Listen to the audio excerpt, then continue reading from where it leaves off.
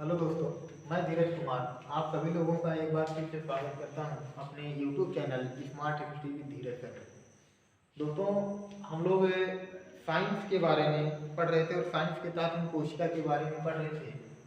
और कोशिका क्या है, कोशिका की खोज कब हुई, किसने की, और मृत कोशिका की खोज किसने की, जीवित कोशिका की खोज किसने की, कोशिका के सिद्धांत क्या थे, इन सब के बारे में चर्चा हमने पिछले वीडियो में कर दिया है। अगर आप लोग नए होंगे और नहीं देखे होंगे तो हमारे पिछले वीडियो को कोशिका के बारे में जाकर के देखिएगा, वहाँ आपको सब मिलेगा। और आज हम इस लेक्चर को आगे बढ़ाते हैं और इसके बारे में हम और जो है बताने का प्रयास करते हैं कि कोशिका जो है, ध्यान दीजिएगा कि कोशिका के बारे में और क्या क्या तथ्य हैं। दोस्तों ध्यान दीजिएगा, 1855 ईस्वी में अगर हम बात करें 1855 ईस्वी में, तो ध्यान दीजिएगा एक वैज्ञानिक है जिनका नाम है रुडोल्फ वर्चाउ या रुडोल्फ वर्चो भी कह सकते हैं। कहीं कहीं वर्चाउ नाम मिल जाएगा, कहीं कहीं वर्चो।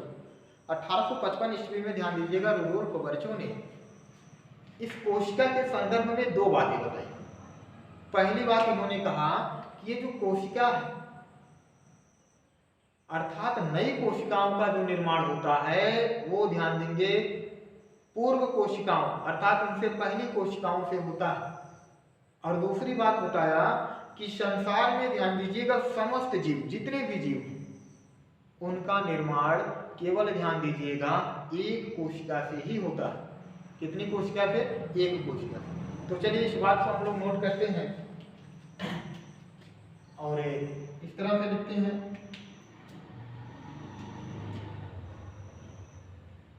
1855 ईस्वी में रुडोल्फ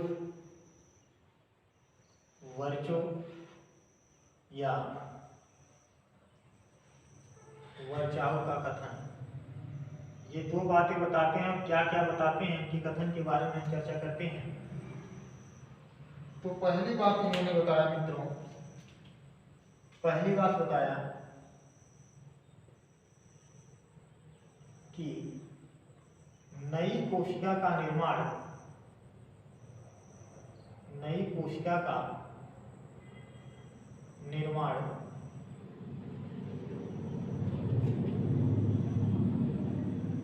पूर्व कोशिकाओं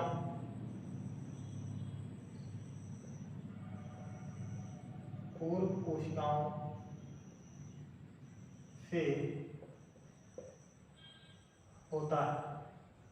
अर्थात जो नई कोशिकाओं का निर्माण होता है वो, ध्यान दीजिएगा, वो पूर्व कोशिकाओं से होता है, या कह सकते हैं नई कोशिकाओं का विकास होने से पहले की कोशिकाओं से होता है। और दूसरी बात इन्होंने बताया था, दूसरी बात बताया, संसार के समस्त जीवों का निर्माण, समस्त जीवों का निर्माण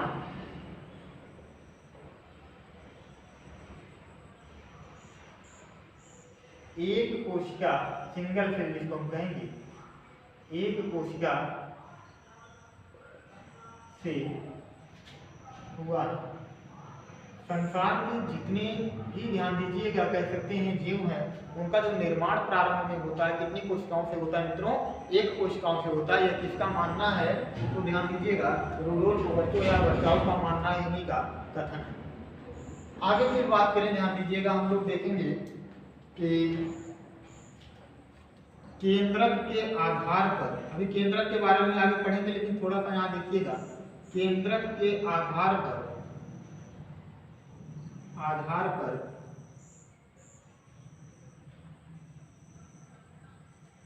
कोशिका के प्रकार, केंद्रक के आधार पर कोशिका के प्रकार, इस बात को आज समझते हैं हम लोग कि केंद्रक के आधार पर कोशिका के प्रकार कैसे। देखिए, केंद्रक के आधार पर कोशिकाओं को दो भागों में बांटा गया। एक, ध्यान दीजिएगा, प्रोकैरियोटिक कोशिका, और एक, ध्यान दीजिएगा, आपका यूकैरियोटिक कोशिका। अब प्रोकैरियोटिक और यूकैरियोटिक कोशिका में अंतर क्या है, इनके बारे में अभी चर्चा करते हैं। पहले इनके बारे में लिखते हैं कि कोशिका केंद्रक के आधार पर कोशिका कितने प्रकार की हैं। यहाँ लिख सकते हैं केंद्रक के आधार पर कोशिका दो प्रकार की, कितनी प्रकार की हैं? तो दो प्रकार की। बात करें पहली कोशिका कौन सी है और दूसरी कोशिका कौन सी है? तो पहली कोशिका है प्रोकैरियोटिक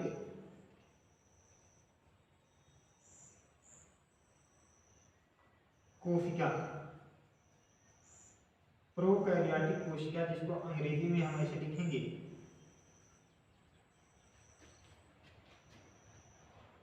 प्रोकैरियोटिक सेल, और दूसरा है यूकैरियोटिक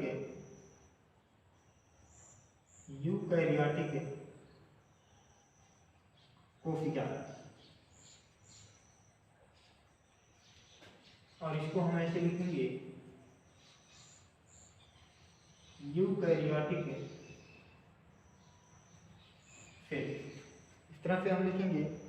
तो यह बात आपको मित्रों समझ में आ गई होगी कि 1855 ईस्वी में रुडोल्फ वर्चो या वर्चाओ क्या कहते हैं कि नई कोशिकाओं का निर्माण पूर्व कोशिकाओं से होता है और संसार के समस्त जीवों का निर्माण एक कोशिका से हुआ। और फिर हमने देखा कि केंद्रक के आधार पर कोशिका के कितने प्रकार हैं। तो केंद्रक के आधार पर कोशिका के कितने प्रकार हैं? दो प्रकार। आपने देखा कौन कौन सा? प्रोकैरियोटिक और यूकैरियोटिक कोशिका। इसका स्क्रीनशॉट लीजिए, फिर हम देखते हैं कि प्रोकैरियोटिक कोशिका क्या है और यूकैरियोटिक कोशिका क्या है। स्क्रीनशॉट लीजिएगा।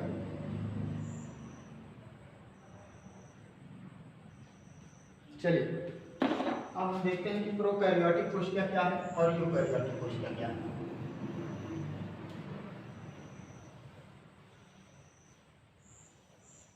यहां पर चलिए एक हेडिंग बनाते हैं।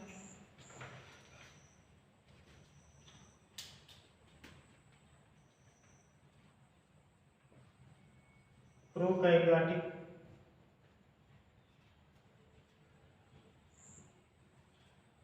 तथा यूकैरियोटिक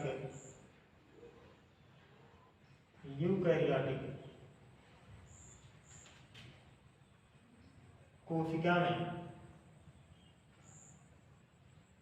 अंतर, क्या अंतर है इन सब में देखते हैं हम लोग। प्रोकैरियोटिक तथा यूकैरियोटिक कोशिका में अंतर क्या है? तो एक तरफ आप जो है यहाँ पर लिखेंगे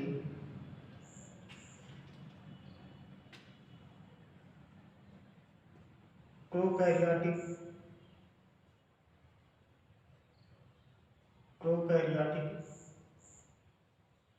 कोशिका, और यहाँ एक तरफ लिखेंगे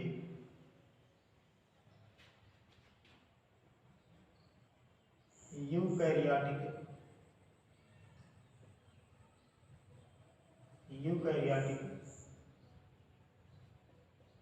कोशिका।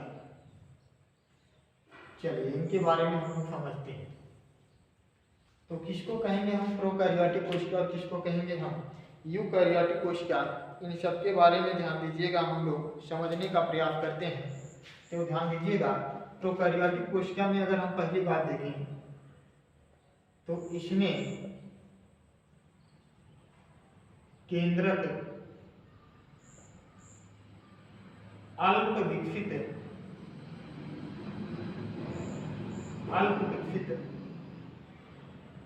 होता है या केंद्रक विकसित नहीं होता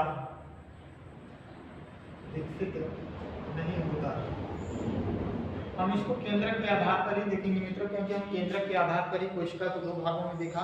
ठीक, जैसे ध्यान दीजिएगा किसमें केंद्रक कब विकसित होता है, एग्जाम्पल में हम लिख लें। तो ध्यान दीजिएगा, आप जीवाणु के बारे में जानते होंगे। तो जीवाणु यानी कि जो बैक्टीरिया है इसमें कौन सी कोशिका पाई जाती है? तो बैक्टीरिया में ध्यान दीजिएगा प्रोकैरियोटिक कोशिका पाई जाती है मित्रों। कौन सी कोशिका? प्रोकैरियोटिक। क्योंकि इसका जो केंद्रक होता है, ध्यान दीजिएगा, केंद्रक जो होता है इसमें अल्प विकसित होता है, या ध्यान देंगे विकसित ही नहीं होता। इसलिए प्रोकैरियोटिक कोशिका ध्यान देंगे किसमें पाई जाएगी? जीवाणु में। फिर इधर चर्चा करें तो यहां पर लिख सकते हैं इसमें केंद्रक का विकास, केंद्रक का विकास, इसमें केंद्रक का विकास पूर्ण रूप से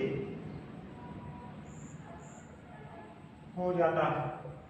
अर्थात ध्यान दीजिएगा यूकैरियोटिक कोशिका में मित्रों जो केंद्रक का निर्माण होता है वो पूर्ण रूप से हो जाता है, पूर्ण विकसित होता है केंद्रक। और ध्यान दीजिएगा इसमें हम लिख सकते हैं जीवाणु को छोड़कर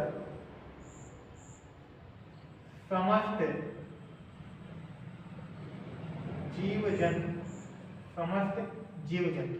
तो ध्यान दीजिएगा समस्त जीव जंतु जो है बैक्टीरिया को छोड़ करके ध्यान दीजिएगा ये इनमें कौन सी कोशिकाएं पाई जाएंगी?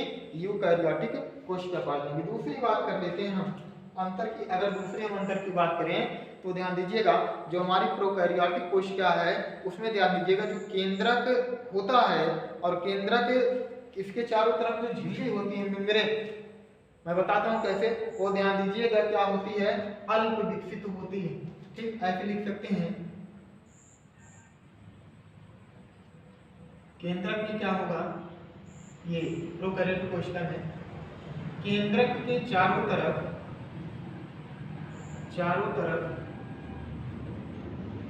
झिल्ली जो मेम्ब्रेन होती है यह क्या होती है? अल्प विकसित होती है, अल्प विकसित होती है। ठीक, जैसे ध्यान दीजिएगा अल्प विकसित कैसे होती है तो इसके बारे में अगर हम चर्चा करें तो ध्यान दीजिएगा ये मान लेते हैं कोई बैक्टीरिया है, ये कोई बैक्टीरिया है और मान लेते हैं इसमें अल्प विकसित केंद्रक है। ये क्या है? अल्प विकसित केंद्रक है। और इसकी जो केंद्रक के चारों तरफ जो झिल्ली होगी ये कैसी होती है? इस तरह से होती है, यानी कि अल्प विकसित इस तरह से होगी। यानी कि ये ध्यान दीजिएगा झिल्ली है, मेम्ब्रेन है, लेकिन ध्यान दीजिएगा कैसे? अल्प विकसित, अल्प विकसित है। तो यह बात शायद आपको अच्छे से समझ में आ गई होगी कि केंद्रक के चारों तरफ झिल्ली ध्यान दीजिएगा प्रोकैरियोटिक कोशिका में अल्प विकसित होता है। ठीक, और अगर हम बात करें यहाँ, अच्छा एक चीज और देखिएगा, केंद्रक के चारों तरफ झिल्ली अल्प विकसित होता है, इसी को ध्यान दीजिएगा हम एक प्रकार से क्या कहेंगे? केंद्रक आवरण भी कहते हैं। इसी को हम क्या कहते हैं? केंद्रक आवरण, केंद्रक आवरण कहते हैं। ठीक, केंद्रक आवरण कहते हैं। चलिए दूसरी बात इसमें अगर हम कर लें, इसमें अगर हम बात करें मित्रों तो ध्यान दीजिएगा यहां पर समस्त जीव जंतु के चारों तरफ, समस्त जीव जंतु के केंद्रक के चारों तरफ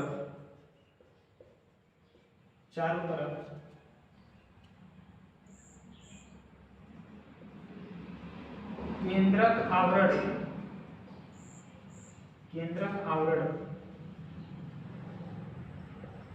पूर्ण विकसित होता। जैसे इस बात को समझिएगा किस तरह से पूर्ण विकसित होता है तो देखिएगा ये मान लेते हैं कि कोई कोशिका है, कोई कोशिका है और कोशिका में ध्यान दीजिएगा, अगर हम बात करें तो कोशिका में ध्यान दीजिएगा ये मान लेते हैं कि केंद्रक है और इसके तरफ ये एक झिल्ली लगी है और ध्यान दीजिएगा यहाँ पर करें एक और आवरण, ऐसे बना देती है। तो ये जो आवरण होता है ये क्या होता है, ध्यान दीजिएगा क्या होता है आवरण। तो यहाँ पर हम बात कर लेंगे क्या हमारा केंद्रक है, यानी कि जिसको हम न्यूक्लियस बोलते हैं। और इसकी जो बाहरी झिल्ली है, ये बाहरी झिल्ली ध्यान दीजिएगा पूर्ण विकसित आवरण होता है, पूर्ण विकसित आवरण होता है। ठीक, तो यहाँ पर हमने दो अंतर के बारे में देखा। पहला अंतर देखा प्रोकैरियोटिक कोशिका और यूकैरियोटिक कोशिका में। इसमें ध्यान दीजिएगा प्रोकैरियोटिक कोशिका में केंद्रक अल्प विकसित होता है या केंद्रक क्या होता है, विकसित ही नहीं होता है, जैसे जीवाणु की बात कर लिया। यहाँ पर हमने देखा इसमें केंद्रक का विकास पूर्ण रूप से हो जाता है और हमने बताया जैसे समस्त जीव जंतु है। यहाँ हमने देखा केंद्रक के चारों तरफ झिल्ली क्या होती है, यानी कि जो केंद्रक आवरण होता है वो अल्प विकसित होता है। और यहाँ पर इस संरचना के माध्यम से हमने समझाने का प्रयास किया। और यहाँ पर अगर हम बात करें तो यहाँ पर हमने बताया समस्त जीव जंतु के केंद्रक के चारों तरफ केंद्रक आवरण क्या होता है, पूर्ण विकसित होता है, लेकिन किस कोशिका में, यूकैरियोटिक कोशिका में। और इस बात को भी हमने चित्र के माध्यम से समझाया कि कोई कोशिका है, कोशिका के अंदर ये ध्यान दीजिए केंद्रक है और केंद्रक के ध्यान दीजिएगा जो बाहर केंद्रक आवरण बना हुआ है ये क्या होता है, पूर्ण विकसित होता है। इसमें यूकैरियोटिक कोशिका। इसका आप स्क्रीनशॉट लेंगे और फिर इसको ध्यान दीजिएगा, हम मिटा करके और अंतर को देखते हैं।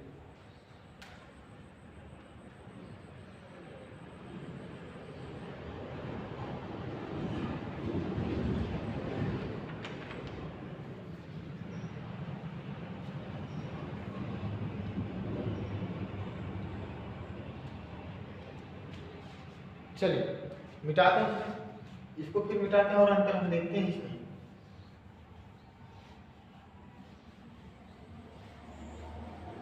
इसको भी मिटा देते हैं। देखिए प्रोकैरियोटिक कोशिका की बात करें मित्रों, तो प्रोकैरियोटिक कोशिका में ध्यान दीजिएगा जो राइबोसोम पाया जाता है वो ध्यान दीजिएगा राइबोसोम 70S टाइप का पाया जाता है। एक और अंतर हम लोग यहाँ पर देखते हैं, तीसरा अंतर हम लोग देखते हैं कि इसमें राइबोसोम 70S प्रकार का पाया जाता है, 70S प्रकार का पाया जाता है। और इसमें तीसरा पॉइंट अगर हम देख लें तो इसमें राइबोसोम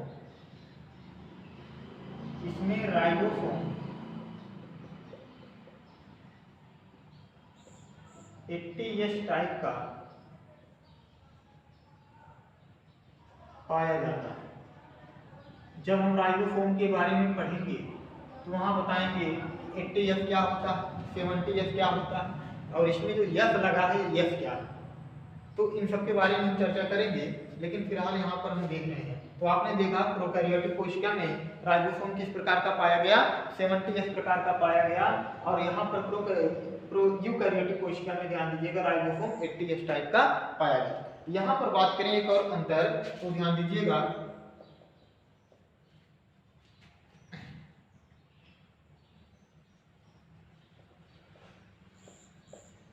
इसमें प्रोकैरियोटिक कोशिका की बात कर लें मित्रों, तो ध्यान दीजिएगा प्रोकैरियोटिक कोशिका में जो दोहरे झिल्ली, इसमें दोहरे झिल्ली युक्त कोशिकांग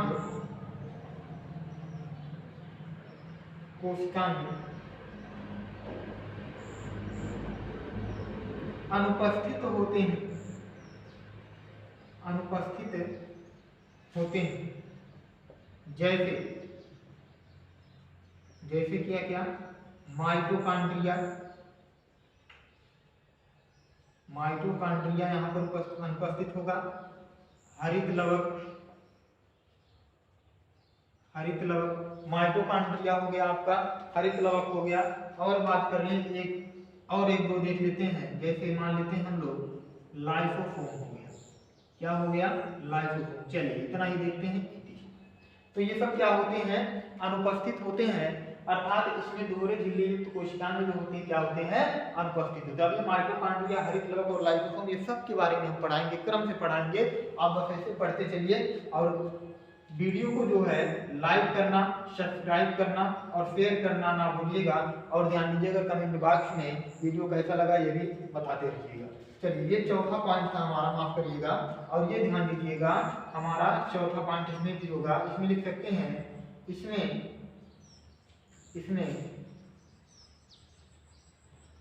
दोहरे झिल्ली युक्त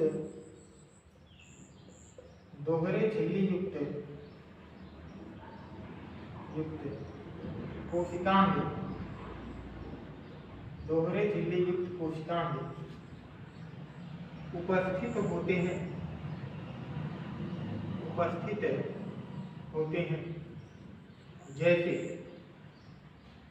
जैसे मित्रों माइटोकॉन्ड्रिया इसमें उपस्थित होगा, इसी में ध्यान दीजिएगा दोस्तों, मान लेते हैं हरित लवक, ये भी क्या होगा, इसमें उपस्थित होगा। इसी में लाइसोसोम की बात करते हैं, ये भी क्या होगा, उपस्थित होगा। ठीक, तो दोहरे झिल्ली युक्त कोशिकाएं जो होंगे वो क्या होते हैं, उपस्थित होते हैं। कौन सी कोशिकाओं में, यूकैरियोटिक कोशिकाओं। बात करें यहाँ पर ध्यान दीजिएगा 5वें नंबर का पॉइंट, इसमें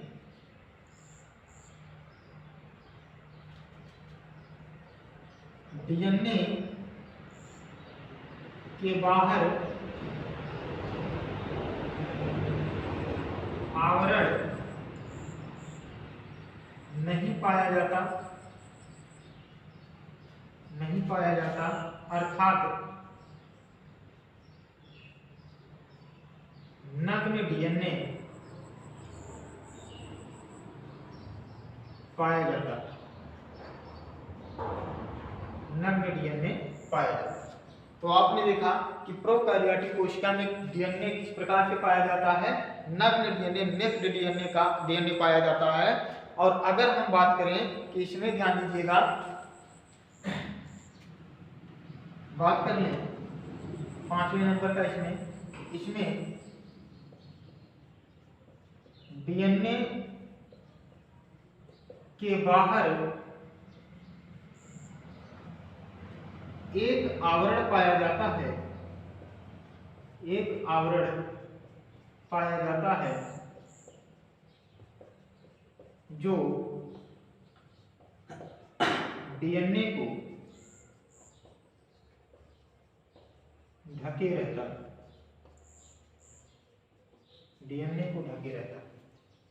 तो यह ध्यान दीजिएगा, हम लोग अंतर पढ़ रहे हैं प्रोकैरियोटिक और यूकैरियोटिक में, ये अंतर हमने बता दिया। इसका भी आप स्क्रीनशॉट ले लीजिए मित्रों, फिर इसके बाद आगे हम और चर्चा करते हैं जो अंतर बचा होगा।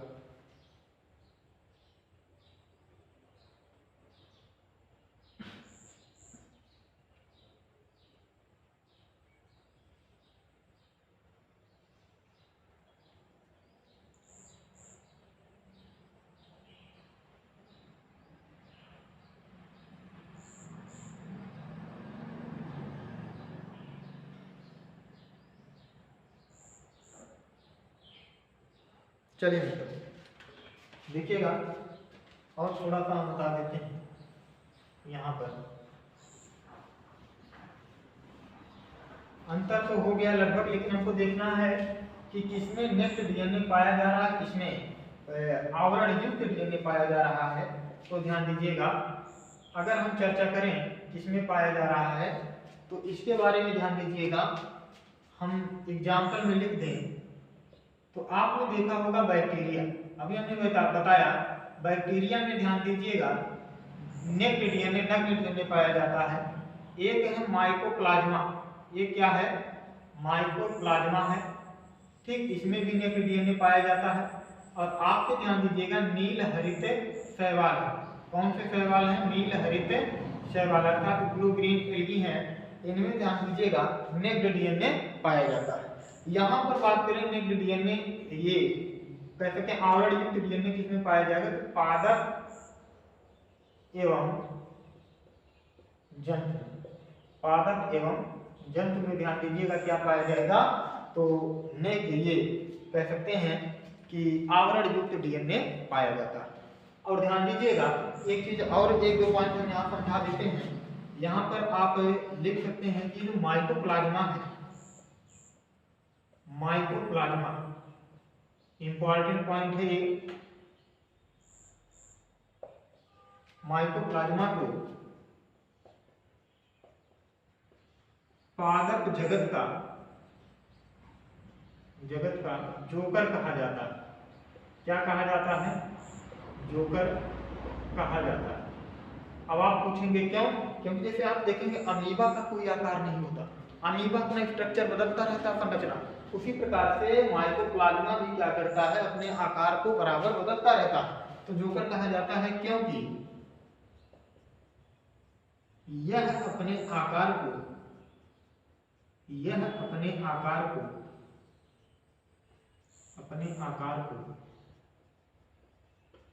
बदलता रहता है, यह अपने आकार को बदलता रहता है। एक पॉइंट और हम लोग यहाँ लिख लेते हैं,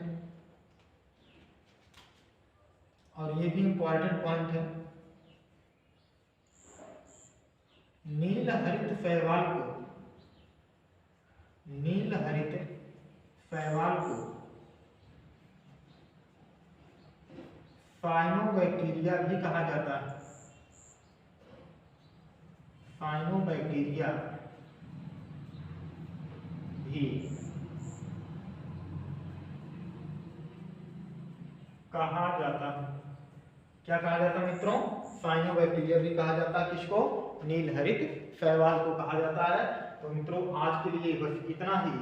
और अगर ये हमारा वीडियो आपको अच्छा लगा होगा और हमने समझाने का प्रयास किया, अगर आपको ये वीडियो अच्छा लगा हो तो हमारे चैनल को लाइक, सब्सक्राइब और कमेंट शेयर करना ना भूलेंगे। आज के लिए मित्रों धन्यवाद।